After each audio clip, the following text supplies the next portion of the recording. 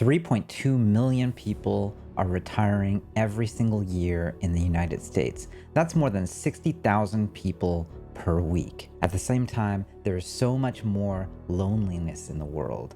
Our extended families are moving farther and farther away, and so our aging parents sometimes just don't get the support that they need.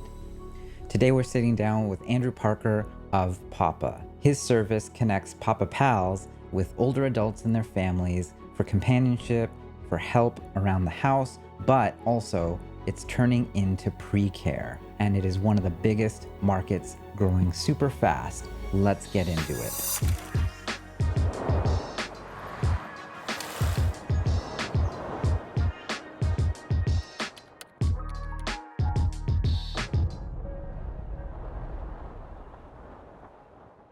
Andrew, thank you so much for coming on the channel. You're working on something that is really touching quite a lot of people fighting, frankly, the epidemic of loneliness in this country. And it's also making people quite a bit more healthy. Thank you for having me. I guess just to get started, let's start with the basics. What is Papa? Sure. So I'm the founder of Papa. Papa connects older adults and families to what we call Papa Pals. They provide companionship, support, and assistance. So they'll drive your older family member or yourself to the doctor. They'll help them around the house. They'll teach them how to use computers or engage with the community. And really, what we provide is family on demand. Most of our business goes through insurance companies, and we're nationwide today. How did you get started and how did you sort of discover this sort of problem? I mean, it is such a giant problem and so much need. And a lot of people watching, like they're trying to figure out how do they even pick a idea or problem to work on? What's interesting is I have like thousands of ideas. If you look at my notes, it's quite extensive. But when this came about, it was less of an idea and more of a personal thing that we went through as a family. My grandfather, who we called Papa, needed help, but he didn't need bathing and toileting, which is more traditional home care. And I thought, wow, should we not connect him to a young, fun, energetic person, maybe a college student? And we did just that. We paired my Papa to a young person, and he loved it. And so that was a big aha moment. And then I started looking into elder tech, elder care. At the time, this 3.5 years ago, 10,000 people were turning 65 a day. 3 years later, 11,000 people are turning 65 a day. And with that, and realizing that I could build a tech to improve the experience, I left my big boy job and decided to focus on Papa full time. And so, what was that like getting started? What was that path to product market fit? Well, it was a little difficult. I'm not an engineer. I'm more of a product and strategy and kind of a salesperson. Knew a lot about healthcare, and I knew that I could get this going. But what we did first things that we did was build an app. We thought like, okay, we could build like a Tinder interface for older adults, and they'd be able to like swipe left and right and choose a pal, and a pal would be a young person that came over to spend time with them. That idea was fine, except for we realized that our end user was actually the senior themselves. So we quickly had to pivot and actually remove all the tech and go to a 1-800 number, which early on would call my cell phone and it would ping through a Zap, like the 20 Papa Pals that we had manually vetted. And that was the beginning of Papa and how we launched our consumer service, which early on was where we got our traction until we started to pivot into insurance, which is truly where we found our product market fit, was working with large Medicare companies. But that took about 10 months after launching to get into that path. I mean, that sounds like a really big guiding principle. Talk to your users and figure out how you can meet them where they're at. And that includes, what's their capability of using technology and what's their comfort level. And so that's really interesting that you started with something that would have worked maybe with a different set of users, but you just looked down and said, hey, this set of users are not going to get how to do it, but they do know how to use a phone. Yeah. I remember like being in a parking lot having this conversation with my co-founder, and we're like so excited about the app. And of course, like if you didn't use the exact buttons in the way that, we hoped you would, it wouldn't work exactly. And I said, why don't we just use a number? And we had this like huge kind of argument about the fact like, well, that's not a tech company. I'm like, "No, well, it doesn't have to be a tech company right now. Let's just get one user first, and then two users and three users. And then as we can remove the human elements where appropriate, we can bring in tech. And that's what we've been doing ever since that moment, empowering users in the way that they wanted to use it. And then we realized the first tech we had to build wasn't actually a member app at all. It was more back end kind of logistics software, matching software, and then an app for our companions that we call pals. And so we shifted our product focus to those things. I feel like that's a crazy important lesson for people. It's, everyone does run out and make an app first. This is a good example of once it actually hits a real user, then you got to adjust. At the tech level, there was this adjustment, no app, move to phone, back end. And then at the business model level, there was also some shift. you are so good that a consumer can sign up and start using it, and perhaps that's how the first customers came in. But quickly you realized, oh, you need to sell to healthcare plans, or you can, and that you should. What was that process like? My career is in health plan, strategy and sales, employers and health systems. So when I started Papa, naturally the first thing I thought of was to do what I was already doing, and that was to go after those same channels. Medicare is not an easy channel to go after, and frankly, there wasn't really a payment mechanism, and we thought we couldn't get anyone to use it at that level if I couldn't get the lady down the street use it once. And so we kind of had this dual track. Track one was get users, get traction, kind of on the lower level to at least have stories to understand what our members need, to know what to build, simultaneously trying to sell into insurance companies. And that is not an easy process, but it is our primary focus. 99% of our services are free to the member, paid by Medicare Advantage, large health plans like Humana and Aetna, to name a few. That's the real product market fit for us, but that's a real challenge. You have to have compliance. You have to have the right tech that meets the needs of a health plan, which isn't always the most new tech. You have to make sure you have reporting. You have to have an ROI story. You have to be good at selling, and you have to be a priority. I mean, these companies, have millions of members and millions of needs, and you have to be the priority. So understanding what the problem is as it relates to them. So can you lower costs? Can you improve retention? There's something called star ratings, not to get too deep in it, but to really, and then we shifted our whole business to focus on that, to really make sure that everything we thought was, okay, how does this bring value to the member? And then also, how does this bring value to the health plan? And of course, how does it bring value to the PAL? What was that signing the first healthcare plan like? What we're used to, especially in the sales process, is, getting that first one is really hard. What happens is you get in there, you deploy, and then you get crazy stories of really extreme success. What did Papa end up doing for that first healthcare plan? So it was like October of 2018 went live with our first health plan partner, which was a national payer. They actually put out a story about how important loneliness is and how we could solve it with companions. And it was almost like, I went right after that. And what I did is I reached out to the person myself. We had 15 employees at the time. And I asked, oh, hey, I see you're doing a loneliness project. We have a solution for that. It's called Pop. Would love to talk. And so I got on a call. It was kind of this perfect timing, really challenging. I mean, it took maybe 6 months, which is fast.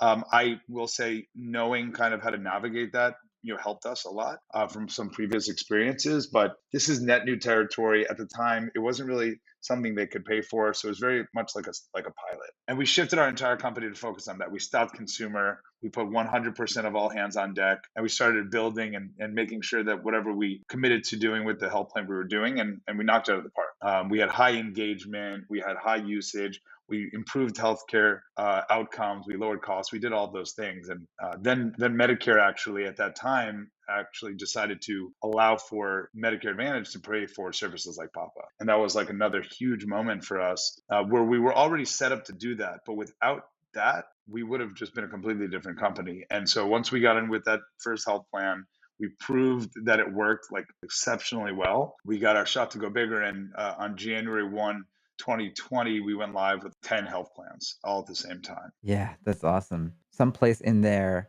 you can just sort of plant a flag and this is what product market fit looks like. That's sort of where we're at now, 3 to 500% annual growth, 15,000 Papa Pals out there, more than 200 employees working for you. How's it feel? How's it going? It's going well. It does feel great. We have incredible employees.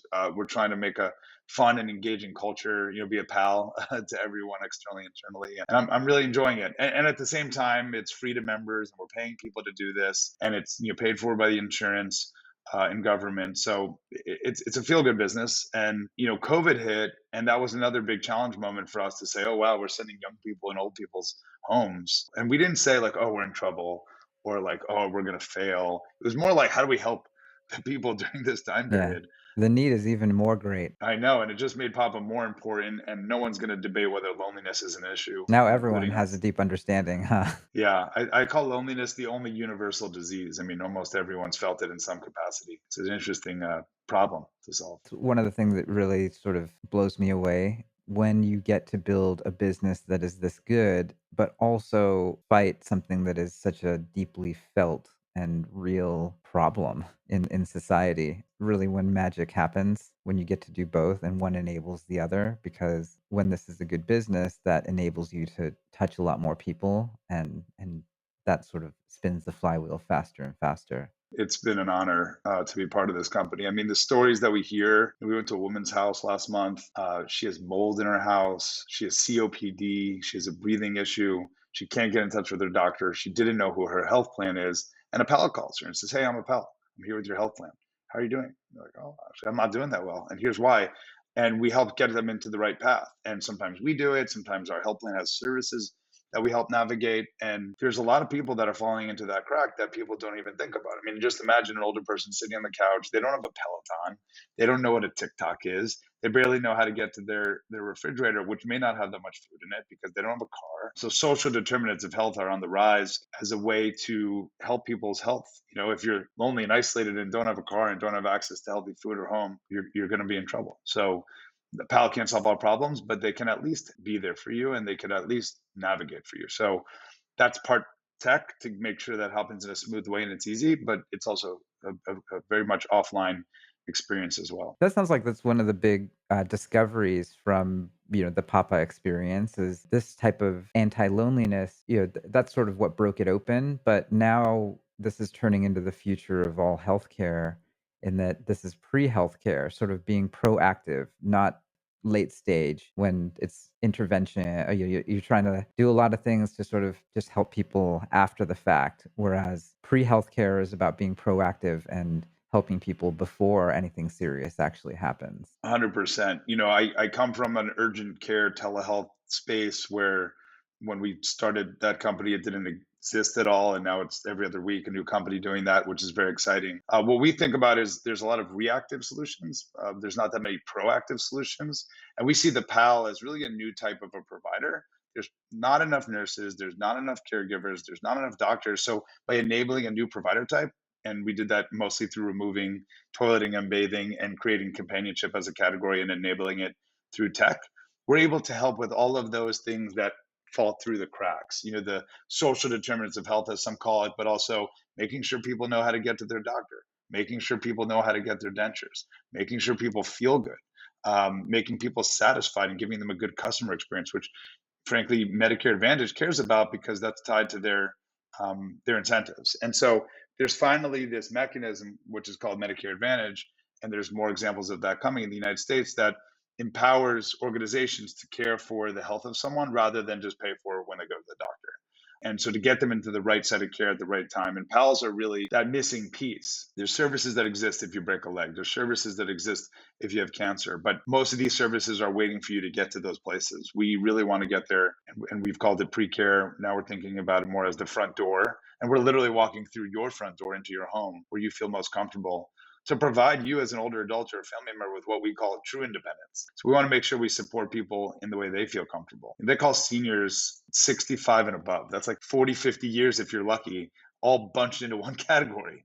It makes no sense. My dad's almost 65. My grandma's 90. You know, they're different people and they need different things. And so if we could help them proactively, it's super powerful. I think, one of the things that is happening that is really the wind at your back, and that's why you're sort of the vanguard of this type of pre-care. It's actually that the data, it sounds like data and research in healthcare is starting to show social determinants are incredibly important. And this is really something that's changing healthcare and doctors and awareness and policy right now. Sometimes you think about the way healthcare happens in hospitals and it feels very fixed, but I think this is a good example of it's changing right now. And then when those changes occur, the very, very large businesses that can have really big impact open up as businesses. 100%. And frankly, I don't know, this hasn't been my like strategy, but part of my career path has been when I was at MD Live, which is where I was at formerly, it was telehealth early days. No one really knew what we were talking about. Video codecs barely existed. FaceTime didn't exist. And so it was hard for us, but then the Affordable Care Act happened and suddenly a lot of shifts to value happened and thinking about lower sites of care happened. And that made MD Live, and telehealth in general, that was kind of the first kick. That same thing happened with Papa. I mean, I would say if I didn't start Papa when I did, if I started 10 years prior, it may not have worked. Right place, right time is part of it. Seeing the trends is part of it. That earlier point of 10,000 people when I started, 11,000 people today.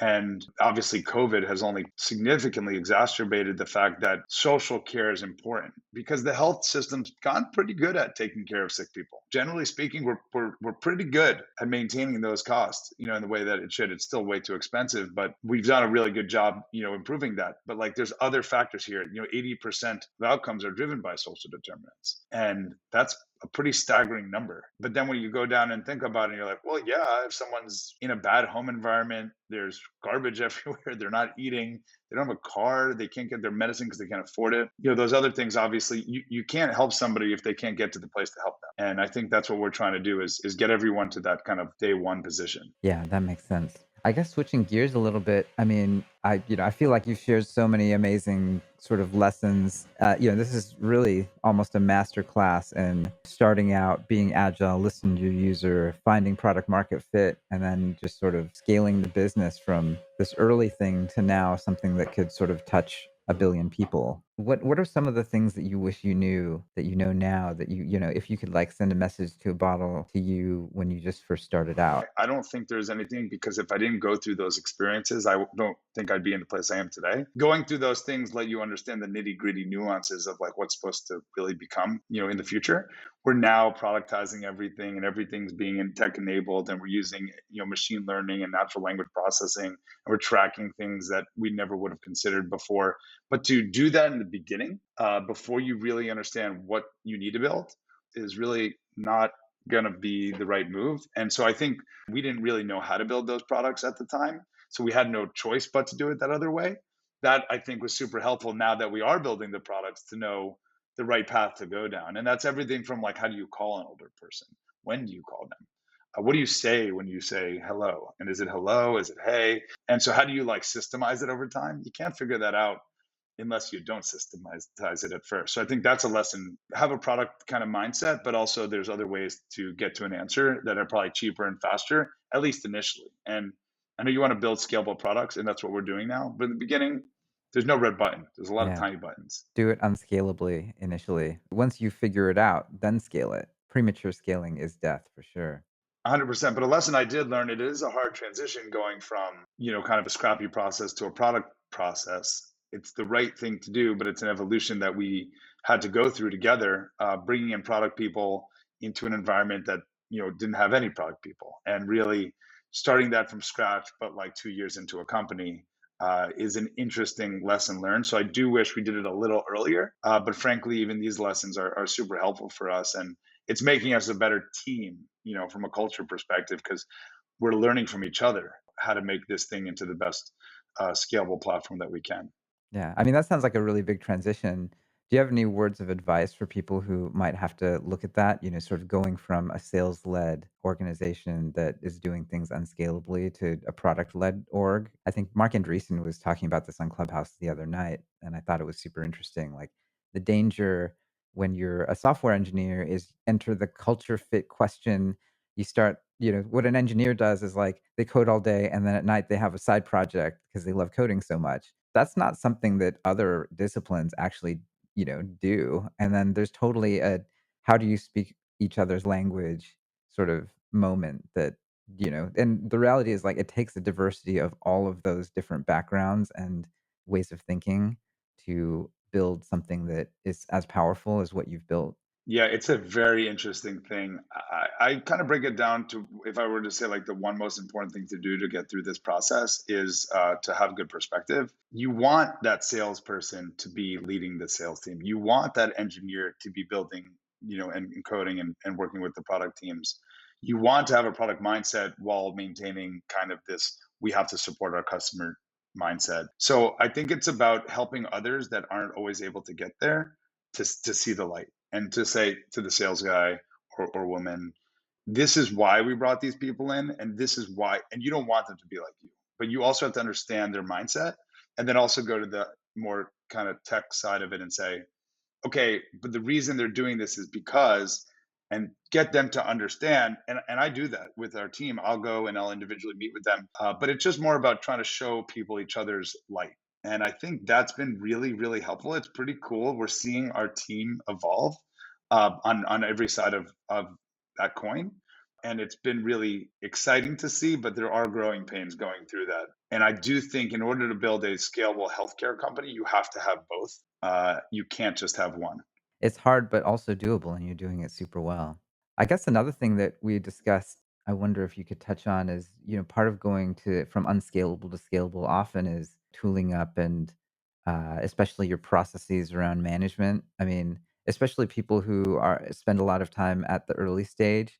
Part of the reason why we start companies that early is like we don't want to have a boss and we want way less process so we can get things done. And then there is sort of this shift from, pre-product market fit to post. You've got once you catch the lightning in a bottle, you've got to switch over to management and OKRs. And are there any tips or lessons that came up like as you scaled this that you could pass on? Yeah, I am not one to create processes. I'm a very off the cuff type of a person. I know what I don't know, and I really want to make sure that our team remains focused. And it's different when you have 10 team members, then 30 team members, and 50, then 200. We'll have double that soon. How do I get everyone to kind of swim in the same lane, the same direction, and making sure they're focused on the right things? And I think my natural management style has always been like pretty hands off.